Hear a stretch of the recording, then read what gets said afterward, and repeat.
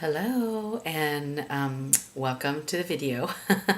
I just wanted to read to you a little bit more about the paper guidelines. Go ahead and print them out or have them out in the open so you can download them and possibly take notes. You may want to pause the video, it's fine. Okay, so the purpose of this video, is to let you know what I mean by the paper and kind of talk you through it. So if you've been kind of paying attention and on top of things, then you'll know even since the orientation before the class started, I was saying find articles, find things that are related to your internship, and that will help you now. So if you haven't done it, your first thing is you got to think about what are issues, what are things, they could be about your actual internship site, or they could be about issues that affect your clientele. So it could be direct or indirect, okay? So let's I'm sorry, I have my paper off to the side, okay? So I'm going to be like trying to look at you, hello, and then the paper.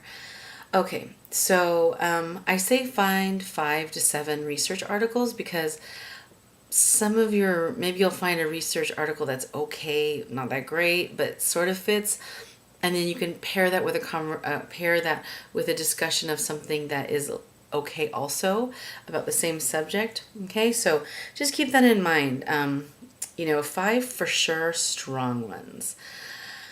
Okay, so the point, and let me just tell you about the point. The point of this paper is this is your capstone class. It's supposed to be the last class you take as a senior at Cal State San Marcos as CJS or SOC major or double major. And the idea is for you to kind of show off that you know how to engage with research, that you know how to think analytically, that you can tie issues of the sociological imagination, and in this class, public sociology, so that's the general idea. Okay, so you got to do a paper. If you took this in the semester class, I don't know if it'd be longer or more research would be required, but I'm trying to do kind of what's, I could say, is the minimal of a senior level capstone course. Okay, so don't fall short. Okay, in the introduction, you should give the reader who is me, but also I'm going to be encouraging you to share this report, if it's appropriate or whatever, with your internship supervisor or colleague or whatever. Some cases maybe it's too sensitive, or you don't want to get into weird issues with colleagues and stuff, but maybe parts of this report you could change and revise for them. Okay, so in the introduction, tell what is your internship site or sites. Some of you are too. What have you been doing? And really, if you should just focus your paper on one internship site. Okay, so don't. I know one of you has been at an animal shelter and a human trafficking place. So choose one or the other. Obviously. Well, both were good, but the human trafficking maybe is more a traditional site for a class like this. Anyway, whatever. Just choose one. It'll make your paper easier. And then just discuss what kind of roles you did, kind of the things that you did in vivid detail, but don't go crazy with the detail. And that should be about a page or so long. Some of you are still working at your site, and that's totally fine. You're going to work at it all summer or into fall, no problem. Just for the purposes of our class, just focus on what you've done for our class. So then you get right into the research discussion. And the overall point of the research discussion is for you to engage in what people have done in research with your real world experience. Okay, so you can look through your journals and quote yourself or remind yourself of what happened. And so you really want to show you know how to do this. Now, I'm going to give you 2 choices. There might be a third one you're thinking about, but I think you just stick with one of these. So, excuse me. the first way that you could do this is choice one, is you present, let's say you're doing 5 research studies. Give, it'll be a little subsection. Each subsection is what's the research study that you read, what's it about. Please do not just cut and paste. Use your own words. You're going to be turning this in to Turnitin.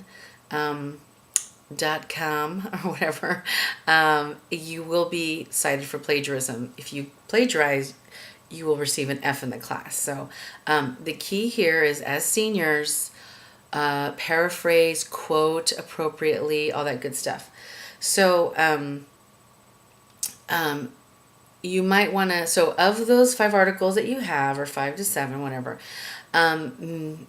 there's going to be 5 mini sections, and then in those mini sections you can discuss what the research was about, and then give evidence and examples of what you experienced at your site.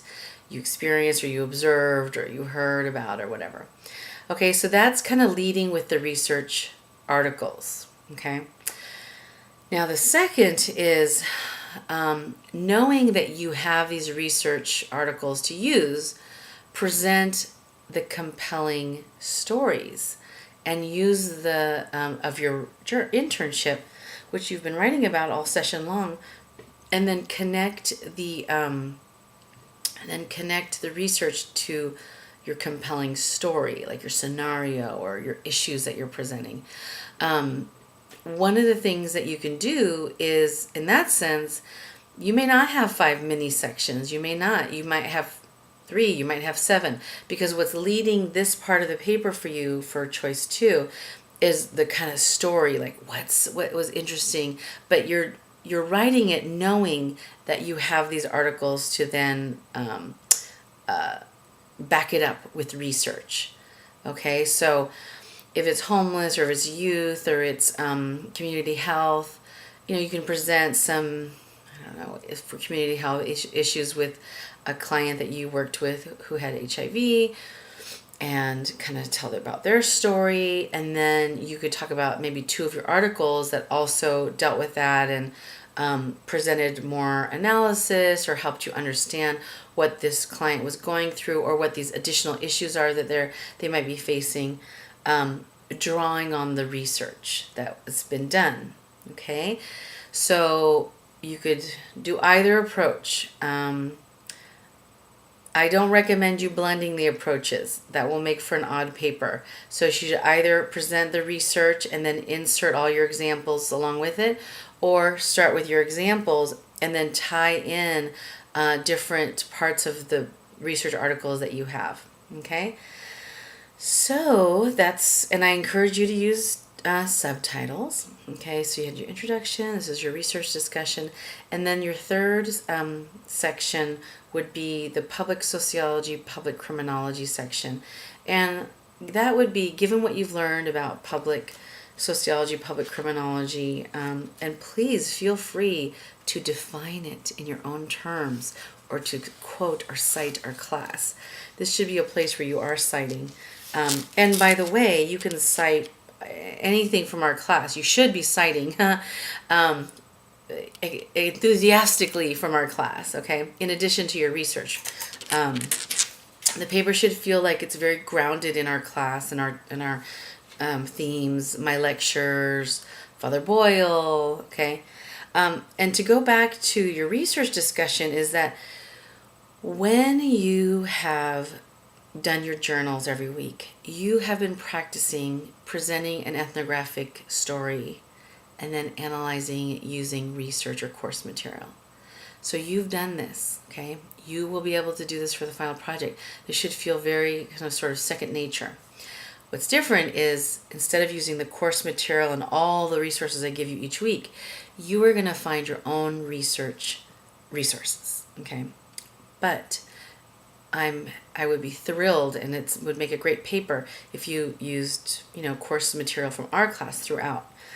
Okay, and in the public sociology space, you will definitely use our course material, because what you want to do is you want to think about what would be a project or some kind of public sociology, public criminology that you could do for your own internship site. And almost every week I've posed or I've tried to make linkages of like, a project like, what would this look like in your site?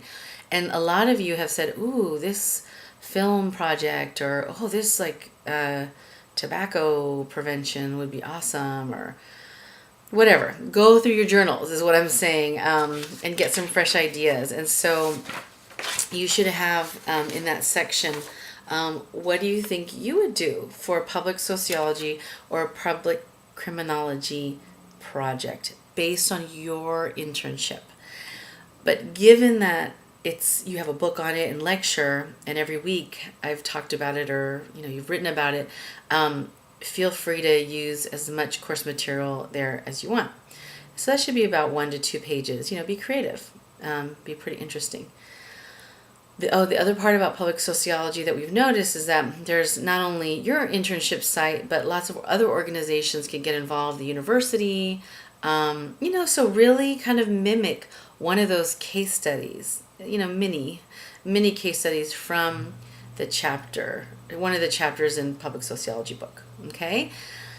Finally, your conclusion. What is your takeaway? I've just recently heard that as a saying, but I like it. What have you learned from your internship site? What have you learned from this class? What are you taking away with you as you kind of walk away from our class? Walk away from me. What are your recommendations for improvement? Using sociological lens, how would you improve the service? Maybe understandings about your clients, practices, new laws. The conclusion is really where not only should you use course material here too, but you should also be quite creative in how you write about things. There's no limit to your imagination, I'm sure. And it should be about a page, page or two. You'll have a sources cited page that should, at minimum, it will be those research articles that you wrote about, that you used in ASA, American Sociological Style. It's already linked on our website in a couple places. But if you use chapters from public sociology, then you should use those authors' names. You should do full citations, correct full citations for either Father Boyle.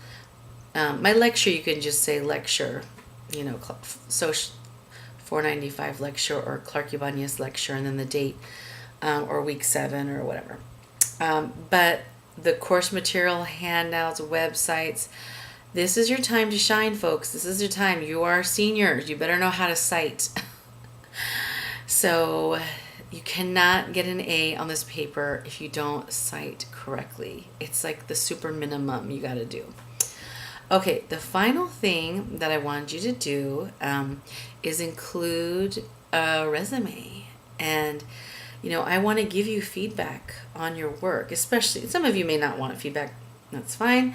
But if some of you want feedback on your resume, then this is your time for, how do I talk about my internship as experience on a resume, right?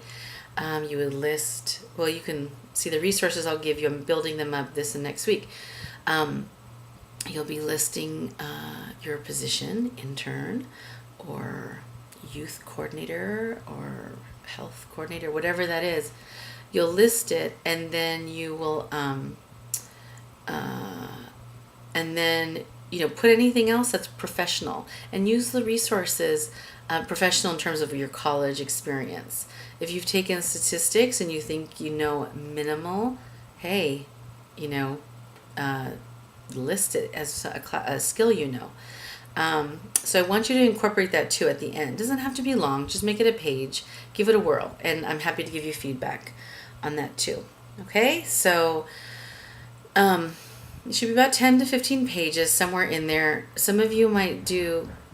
Okay, hold on. Let me just say one thing, because someone's at my door here. The pages should be single, 1.5, or double, just depending on how you want to write it. Doesn't matter to me. Okay? And the rest is on the guideline. Bye.